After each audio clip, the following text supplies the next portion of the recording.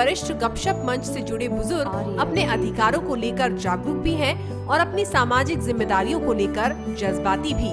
रोहिणी के महाराणा प्रताप सामुदायिक भवन में चले इस सम्मेलन में चर्चा इस बात को लेकर है कि मौजूदा राजनीतिक माहौल में बुजुर्गों की भूमिका क्या हो।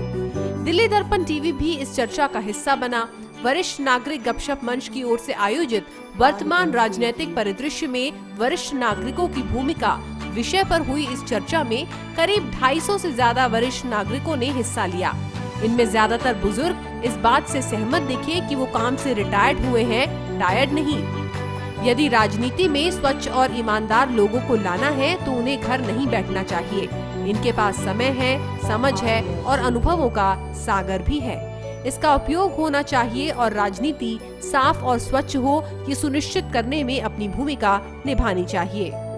करना होगा, आंधी तूफानों के आगे चट्टानों से लड़ना होगा, तुझको आगे बढ़ना होगा, हर बाधा से लड़ना होगा, तिमिर को चाहे कितना गहरा तुझको उससे लड़ना होगा। तो अपना अंधकार अगर दूर करना है तो वो एक बुजुर्ग व्यक्ति को, वरिष्ठ लोगों को स्वयं आगे आना पड़ेगा, उनको जागरूक होना पड़ेगा। और ये जो कार्यक्रम है इसीलिए था, उनके अंदर अवेयरनेस दी जाए। यहाँ पर मैं इसको देख रहा हूँ क्योंकि हमारे घर से लगभग 300 मीटर दूरी है और यहाँ मेरे आने का कई बार अनुभव भी हुआ।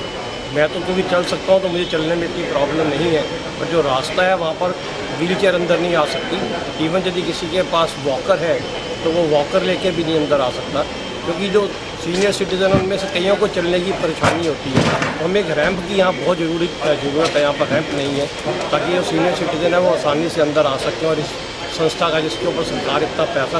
इनमें हर पार्टी के लोगों को भी बुलाया गया था, जिनमें कई प्रमुख पार्टी के नेता और उम्मीदवार मौजूद। वरिष्ठ नागरिक गपशप मंच के संयोजक और पूर्व विधायक राजेश गर्ग ने कहा कि वरिष्ठ नागरिक गपशप मंच राजनीतिक मंच नहीं है, लेकिन राजनीति में अच्छे लोग आए और पूरी पारदर्शिता निभाएं, ये जरूर चाहता है। दिल्ली दर्पण टीवी के निदेशक राजेंद्र स्वामी ने वरिष्ठ नागरिक गपशप मंच को इस विषय पर परिचर्चा के लिए बधाई देते हुए बुजुर्गों से आह्वान किया कि सियासत और समाज में गलत बातों का विरोध करना चाहिए। अभी मैंने मैसेज भेजे कि इस तरह की परिचर्चा हो रही है, आप भी संबोधित करने के लिए आइए और बुजुर्गों से बात कीजिए, अपने विचार प्रकट कीजिए कि वो क्या करें इस मौजूदा राजनीतिक माहौल के अंदर। तो मुझे जो लगता है कि आज जो राजनीतिक माहौल है इसमें सबसे ज्यादा अगर भूमिका किसी की बनती है तो बुजुर्गों की बनती है। हमारे कई वक्ताओं ने कहा कि बुजुर्ग अनुभवों का समंदर है। मैं भी मानता हूँ कि अनुभवों का बैंक है, खान है। जितना समय और समझ बुजुर्गों के पास है वो चाहे तो कुछ भी कर सकते हैं। लेकिन अब मुझे जो लगता है कि अब जो हमें करना चाहिए, हमें रिएक्ट करना चाहिए। सारे नेताओं से जो भी नेता आपके सामने आएंगे, जो आपको अच्छा लगता है, सच्चा लगता है, उसको समर्थन कीजिए। जो आपको गलत लगता है उसका विरोध कीजिए। अपनी समस्याएं बताइए, आपके लिए क्या योजनाएं उनके पास है बुजुर्गों के लिए, आप उनसे सवाल कीजिए। एक भी नहीं आया। मैं आप बुजुर्गों से, और ये मेरा 4th प्रोग्राम यहाँ पर हमने किया है। प्रोग्राम करने के लिए हमें क्या क्या करना पड़ता है वो मुझे मालूम है। बुकिंग मिलती है लेकिन पार्क में प्रोग्राम कीजिए। लेकिन ये बुजुर्गों की ताकत थी, जो पिछली बार प्रोग्राम हुआ था एमसीडी तो बुक कर देती है, लेकिन यहाँ के कुछ लोगों को ताला खोलते ही नहीं। हमारे कार्यकर्ताओं को कल 2 घंटे यहाँ हल्ला करना पड़ा था जब ये गेट खुला है, उसके लगी है। हमने कल भी बुकिंग के पैसे दिए और आज भी बुकिंग के पैसे दिए। मुझे पता था यदि एंड टाइम पे गेट नहीं खुला संडे वाले दिन तो हमारा प्रोग्राम नहीं होगा, चले जाएंगे चुपचाप और आप लोग बोलेंगे कि यार राजनीति हो रही है।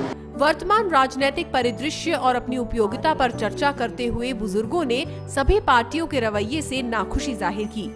जिस महाराणा प्रताप भवन में ये मीटिंग हो रही थी वो बुजुर्गों के लिए है, लेकिन ज्यादातर बुजुर्ग यहाँ पहली बार आए थे। ये बुजुर्ग इस बार के नगर निगम चुनाव को लेकर काफी संजीदा भी हैं। ये उम्मीदवारों से उनके वायदे के लिए घोषणा पत्र भी मांग रहे हैं। बीजेपी, स्वराज्य इंडिया पार्टी और आप पार्टी के आगे बुजुर्गों ने कई सवाल भी उछाले। हालांकि इसमें बीजेपी और कांग्रेस पार्टी के जिम्मेदार नेता सूचना देने के बावजूद भी नहीं पहुंचे, जिस पर पार्टियों के उम्मीदवार बगले झांकने लगे। इतना ही नहीं, कुछ उम्मीदवारों ने तो अपने नए नवेले होने का भी हवाला दे दिया। रोहिणी में बहुत कुछ करना चाह रहे हैं। सफाई और वो स्वास्थ्य तो है ही है, एक और नया मुद्दा है, पुराना मुद्दा है, उसको एड्रेस करना है। मुद्दा तो बिल्कुल पुराना है, सोसाइटी की इंटरनल मेंटेनेंस।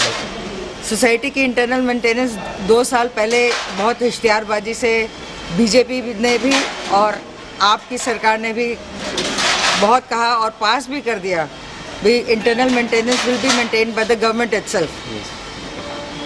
लोगों को कोई इसकी मेंटेनेंस नहीं दी जाएगी और इस पर कोई अमल नहीं है। कि मैं खुद एक यंग कैंडिडेट हूँ और जैसे मेरी यहाँ पे बुज़ुर्गों से बात हुई है, मेरे प्लान के अकॉर्डिंग मेरे को 6 मंथ्स में एक मीटिंग करनी है हर सोसाइटी में। 63 सोसाइटियाँ मेरे अंडर आती हैं, तो उन मीटिंग्स में मेजर रोल जो रहेगा मैनेजिंग का वो मैं बुज़ुर्गों को दूंगी, ताकि उनके जो घर वाले हैं उन्हें भी ऐसा लगे कि बुज़ुर्गों का कोई रोल है। सारा का सारा संचालन बुज़ुर्गों के हाथों में रहेगा। और जहाँ तक बात है कि बुज़ुर्गों के लिए हम क्या कर सकते हैं, बेसिकली यहाँ पे पेंशन का बहुत इशू है। पेंशन जो है एमसीडी ने क्लियर नहीं की है पिछले 10 सालों में, तो वो पेंशन हम उन लोगों की रुकी हुई जो भी है वो करवाएंगे और आगे भी जो पेंशन्स हैं वो स्मूथली आएंगी। देखिए, पार्टी में मंथन चल रहा है और इस समय ऐसे लोगों को उतारा जाएगा जो पार्टी का निर्णय है, जो युवा हों, जो पढ़े लिखे हों और जो भ्रष्टाचार मुक्त जिनकी छवि रही हो, ऐसे लोगों को तलाश हो रही है। चिंता मनन और परसों तक लिस्ट आ जाएगी आपके पास। बुजुर्ग अपने जीवन के हर अनुभव को समेटे हुए हैं। उनके साथ हर खट्टे मीठे अनुभव है। कितनी ही सरकारों और कितने ही प्रतिनिधियों के कार्यों को इन्होंने करीब से देखा है। अब जो चेतना वरिष्ठ नागरिक गपशप मंच ने शुरू की है, वो एक नई शुरुआत का संकेत भी है। संभव है ये शुरुआत रोहिणी में एक ऐसा आंदोलन भी बन जाए जो पेशेवर नेताओं की नींद ही हराम कर दे। संभव है ये शुरुआत रोहिणी में एक ऐसा आंदोलन भी बन जाए जो पेशेवर नेताओं की नींद ही हराम कर दे। दिल्ली दर्पण टीवी के लिए कैमरामैन रवि रोहिल्ला के साथ विद्यानंद मिश्रा की रिपोर्ट।